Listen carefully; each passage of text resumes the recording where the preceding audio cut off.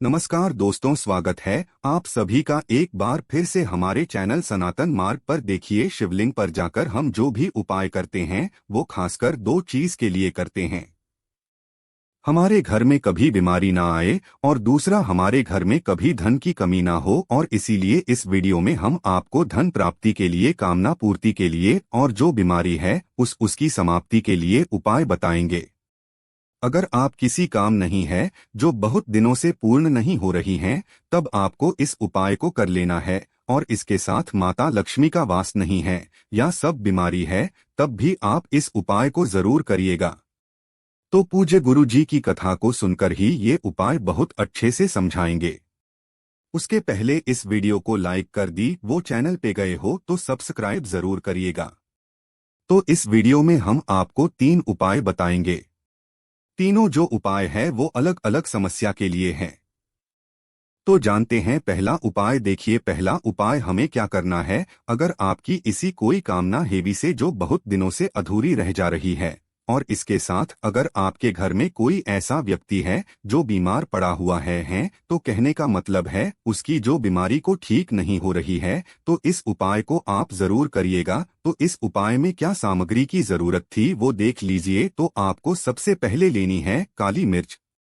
तो इस प्रकार से आपको काली मिर्च लेनी है।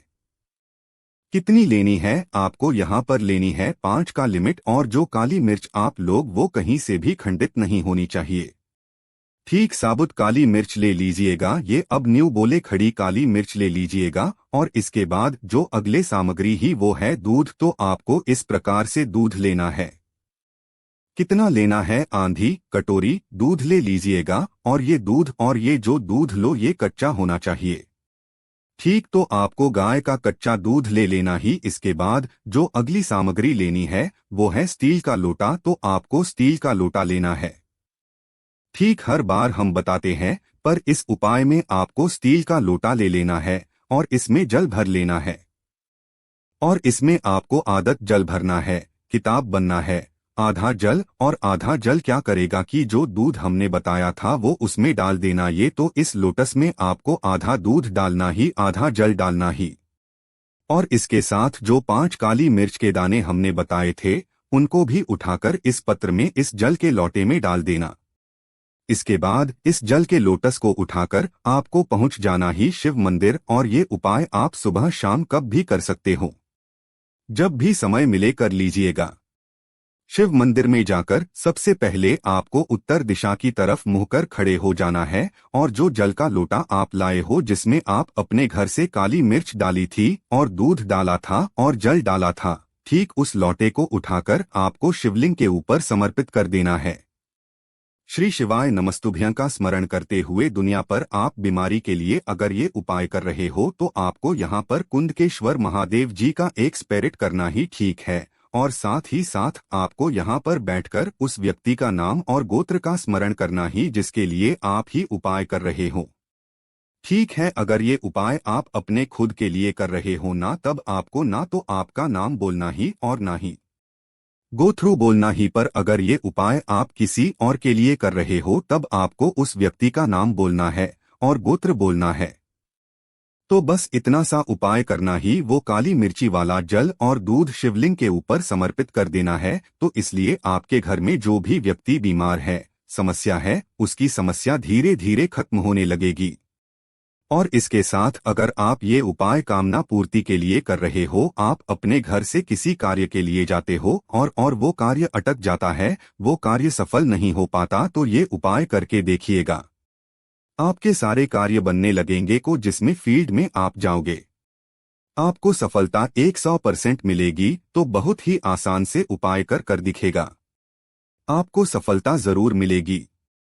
आप जान लेते हैं गुरुजी द्वारा बताया गया दूसरा उपाय। देखिए, ये उपाय आपको क्या बनना ही। अगर आपके घर में माता लक्ष्मी का बिल्कुल भी बात नहीं है, पैसा टिकता नहीं है, या फिर आपके घर में नेगेटिविटी है, ठीक है, नेगेटिव ऊर्जा ही, आपको ऐसा लगता है कि किसी ने कुछ करवा रखा है ही, वो आपके जो कार्य है वो बनते बनते बिगड़ने लगते हैं। और इसके साथ आप व्यापार करते हैं, वो धंधा करते, वो तो कहने का मतलब है आपकी दुकान सही नहीं चल रही है। तो ऐसी कौन सी भी समस्या है, उसके लिए इस उपाय को कर लीजिएगा।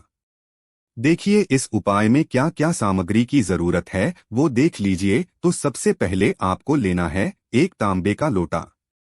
क्या लेना है? तांबे का लोटा, ठीक। और इस तांबे के लोटे में आपको भरना है गंगाजल, ठीक। अगर आपके घर पर गंगाजल है, किसी भी नदी का, वो चाहिए सरयू नदी का हो या नदी का हो, गंगा नदी का हो, किसी भी नदी का अगर आपके घर में गंगाजली, तो आपको इस कलश में, इस लोटे में गंगाजल भर लेना है। या फिर आप क्या कर सकते हो कि ऐसे शिव मंदिर में जाइएगा जिसके पास में से नदी बह रही हो, ठीक है, नदी, और उस नदी में से आपको ये जल लेना है और इस जल को लेकर आपको शिवलिंग के ऊपर समर्पित करना है। ठीक है, तो यहाँ पर आपके पास दो ऑप्शन है। अगर आपके पास गंगा जल है तो आप डायरेक्टली घर से डाल दीजिएगा, और अगर गंगा जल नहीं है तो जिस भी शिव मंदिर के आसपास नदी बह रही होती उस नदी से आपको ये जल ले लेना है। ठीक, जल ले लिया। इसके बाद आप इसको लेकर जाना ही शिव मंदिर, ठीक। सुबह सुबह जाना चाहो तो सुबह चल जाएगा, शाम को जाना चाहो तो शाम को चले जाना, ठीक। और शिव मंदिर में जाकर सबसे पहले उत्तर दिशा की तरफ मुंह करके खड़े हो जाना है। और इसके बाद आपके पास जो लौटा है, ठीक है, जिसमें आप गंगाजल लाए हो, उसको उठाना है, वो शिवलिंग के ऊपर समर्पित कर देना है।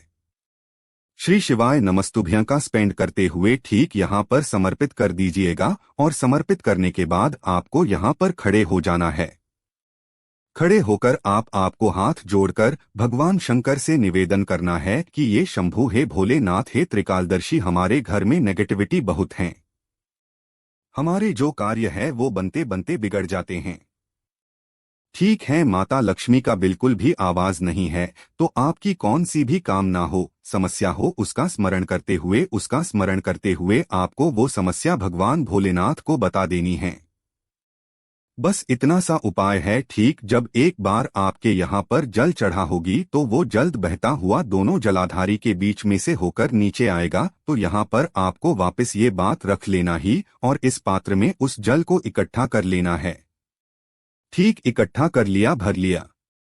अब इसको आपको लेकर जाना ही अपने घर पर, ठीक। घर पर जाना था वो तो घर पे चल जाएगा। और अगर आपको कुछ, और अगर आपकी कोई दुकान है, ठीक है, व्यापार है, उसमें फिर इसको आपको लेकर चले जाना है। घर पर घर चले गए, फिर इस जल को, फिर इस जल के लूटे को लेकर आपको पहुंच जाना है घर। और घर में आपको, और घर पर जाकर आपको इस जल को छिड़क देना है। कहाँ? पूरे घर में, बस बाथरूम और बस वॉशरूम और बहुत बस बाथरूम और बाथरूम को छोड़कर आपको पूरे घर में छिड़क देना है। ठीक है, छिड़कते समय आपको श्री शिवा नमस्ते का स्मरण करना है। इसके साथ अगर आपकी दुकान है, ठीक है, और दुकान में उन्नति नहीं हो रही है, ग्राहक नहीं आ रही है, तो ये जल आप लेकर आपकी पूरी दुकान में छिड़क देना। इससे क्या होगा?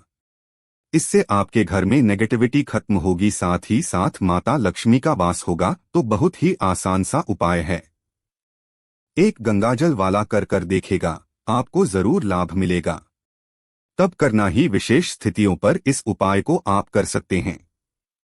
अब जान लेते हैं गुरुजी द्वारा बताया गया तीसरा उपाय। देखिए, ये उपाय भी लक्ष्मी वृद्धि के लिए है। माता लक्ष्मी का अगर घर में वास नहीं है तो इस उपाय को आप कर सकते हो, पर इस उपाय को करने का दिन है क्या है? क्या तो आप 11 कर लो, ठीक, या फिर किसी शिवरात्रि को कर लो। तो कहने का मतलब है कि जब भी माता लक्ष्मी का दिन आए या नारायण या भगवान विष्णु का दिन आया है, उस दिन आपको इस उपाय को करना है। तो आप कर सकते हो उसको शुक्रवार वाले दिन, ठीक, आप इसको कर सकते हो गुरुवार वाले दिन, ठीक। तो इस उपाय को आप गुरुवार वाले दिन भी कर सकते हो और शुक्रवार वाले दिन भी कर सकते हो। तो इस उपाय में क्या क्या सामग्री की जरूरत थी? तो सबसे फिर आपको लेना ही एक दीपक, ठीक। और ये जो दीपक, आप लोग ये कोशिश करिएगा कि आटे का ले लो, ठीक। तो आटे का नया दीपक बना लेना और इसमें आपको डालना ही गाय का देसी घी, ठीक, नहीं का देसी घी डाल दिया। इसकी जो बत्ती होगी वो होनी चाहिए गोल, ठीक, आपको गोल बत्ती लेनी है। इसके बाद जो अगली सामग्री ही वो है काला तिल। तो इस प्रकार से आपको काला तिल ले लेना है। कितना लेना ही, मात्र एक चुटकी काला तिल ले लीजिएगा।